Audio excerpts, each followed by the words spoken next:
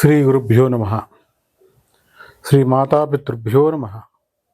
గురవే సర్వలోకానాం విషజే భవరోగిణాం నిధయే సర్వవిద్యానాం శ్రీ గురు దక్షిణామూర్తయే నమ. ఓం నమ ప్రణవార్థాయ శుద్ధజ్ఞానైకమూర్తయే నిర్మలాయ ప్రశాంతాయ శ్రీ గురు దక్షిణామూర్తయే నమ. జ్ఞానానందమయం దేవం నిర్మలస్ఫటికాకృతిం ఆధారం సర్వవిద్యానాం హయగ్రీవముపాస్మహే. శ్రీ గురుభ్యో నమ. శ్రీమాతాపితృభ్యో నమ. ముందుగా శ్రీ విశ్వావసునామ సంవత్సరంలో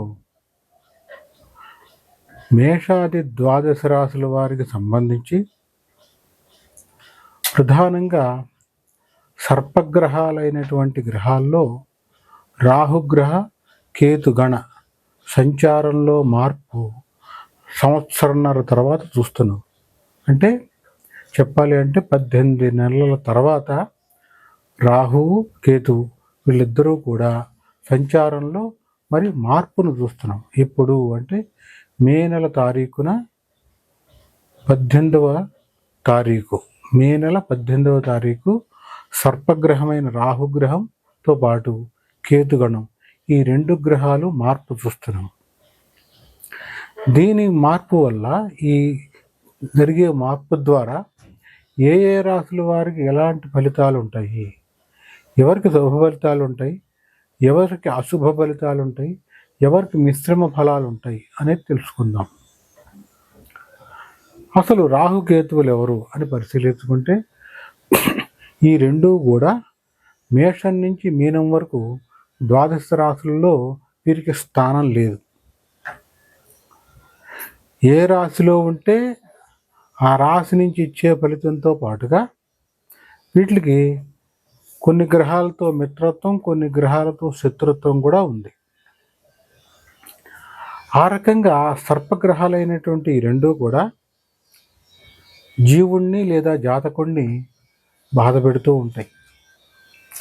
ఇవి ఎందుకు పడతాయి దోషంలో అంటే మనం చేసుకున్న పురాకృత కర్మ అంటాం. అంటే ప్రారబ్ధ కర్మ ద్వారానే ఈ యొక్క రాహుగ్రహ కేతుగణ దోషంలో ఉండటం అనేది జరుగుతుంది. సరే, దోషంలో ఉన్నాయి, దోషం పోవాలంటే ఏం చేయాలి అనేది కూడా చెప్తాను. ఇక్కడ ప్రధానంగా గోచారం, ఇప్పుడు జరిగేటువంటిది గోచారం. అంటే ఈ మే నెల 18వ తారీఖు నాడు గోచార రీత్యా రాహు మీనరాశిలో ఉన్నటువంటి రాహు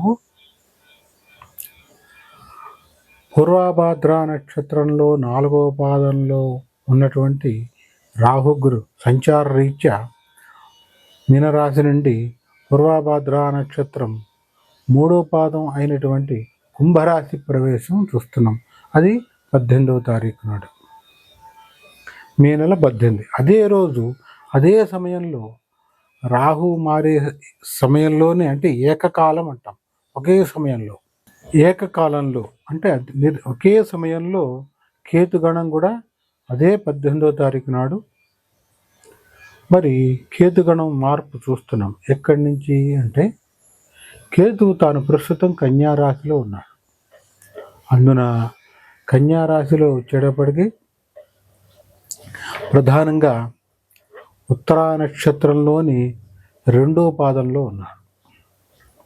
2వ పాదం నుంచి ఉత్తరా నక్షత్రంలోని మొదటి పాదం అయినటువంటి సింహరాశి ప్రవేశం చూస్తున్నాం.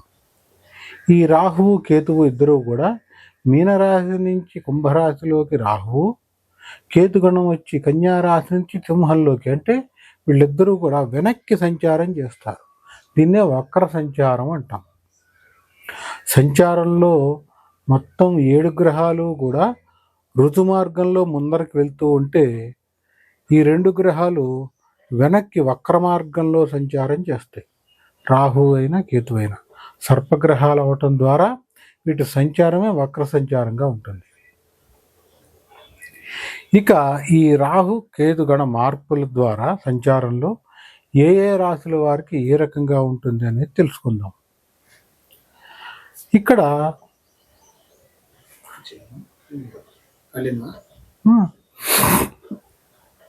ఇక్కడ ప్రధానంగా చూడాలి అంటే రాహువు కేతువు జన్మజాతక చక్రాన్ని పరిశీలించుకుంటే, ఉదాహరణ జన్మజాతక చక్రం అంటే ఎలా తెలుస్తుంది? జన్మించినప్పుడు ఉన్నటువంటి సమయం, తారీఖు అనుసరించి వచ్చేటువంటి జాతక చక్రాన్ని జన్మజాతక చక్రం అంటాం. ఇంగ్లీష్లో బర్త్ చార్ట్ అంటాం. కొంతమందికి రాహు జన్మజాతక చక్రంలో బర్త్ చార్ట్లో 5వ ఇంట్లో, 4వ ఇంట్లో, మరి 7వ ఇంట్లో ఇలా ఉండటం చూస్తూ ఉంటాం.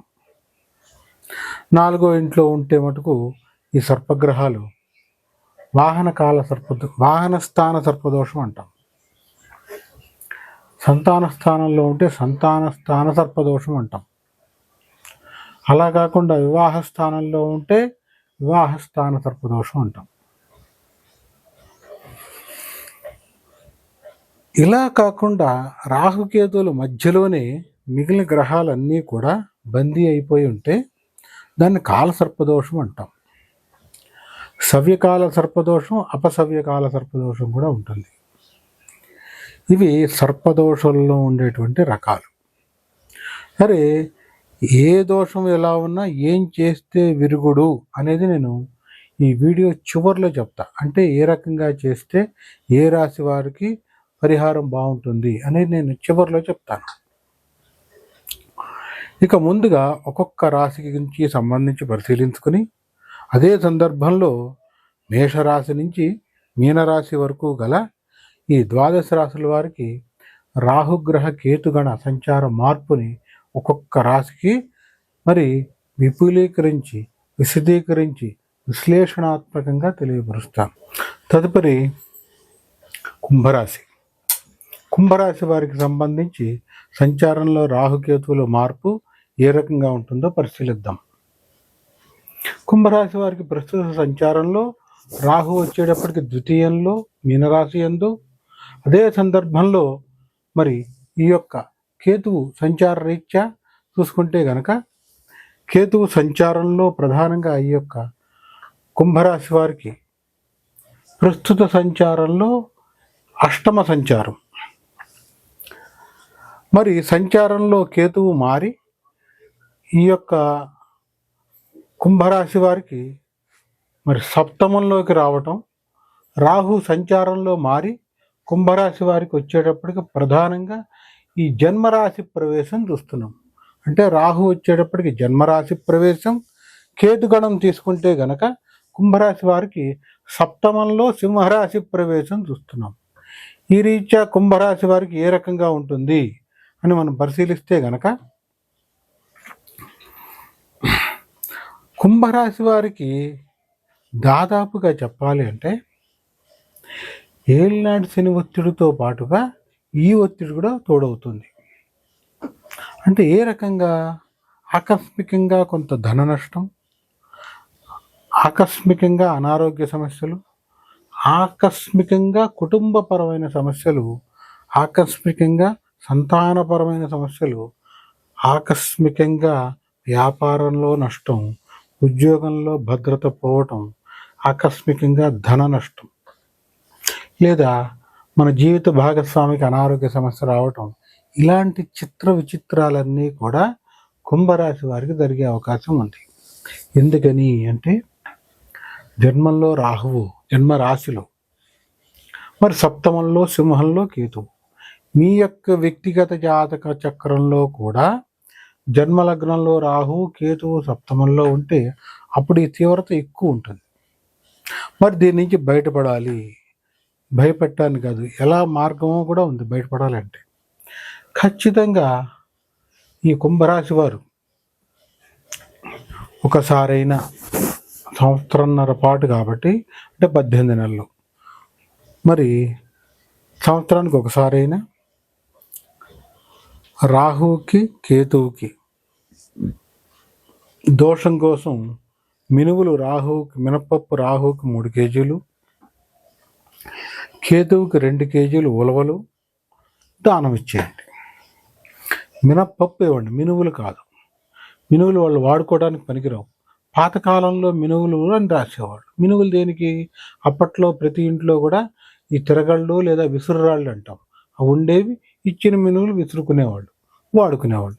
ఇప్పుడు ఆ వ్యవస్థ ఎక్కడా లేదు కాబట్టి మినప్పప్పు ఇవ్వండి.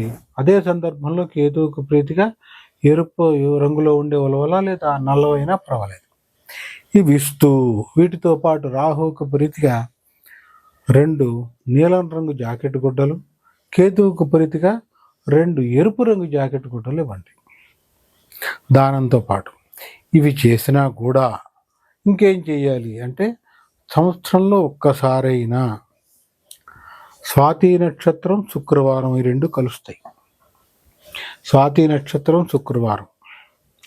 ఇది కాకపోతే మీకు దగ్గరలో కృత్తికా నక్షత్రంతో కూడినటువంటి మంగళవారం కానీ, కృత్తికా నక్షత్రంతో కూడినటువంటి షష్ఠి, పంచమి తిథి అయినా, ఖచ్చితంగా స్వాతి నక్షత్రం శుక్రవారం అయినా, కృత్తికా నక్షత్రం మంగళవారం అయినా, కృత్తికా నక్షత్రం పంచమి కానీ, కృత్తికా నక్షత్రం షష్ఠి తిథి రోజైనా సర్పసూక్తంతో అభిషేకం చేయించుకొని, ఋగ్వేద ప్రోక్తంగా ప్రమాణంగా సర్పసూక్తం అని ఉంటుంది.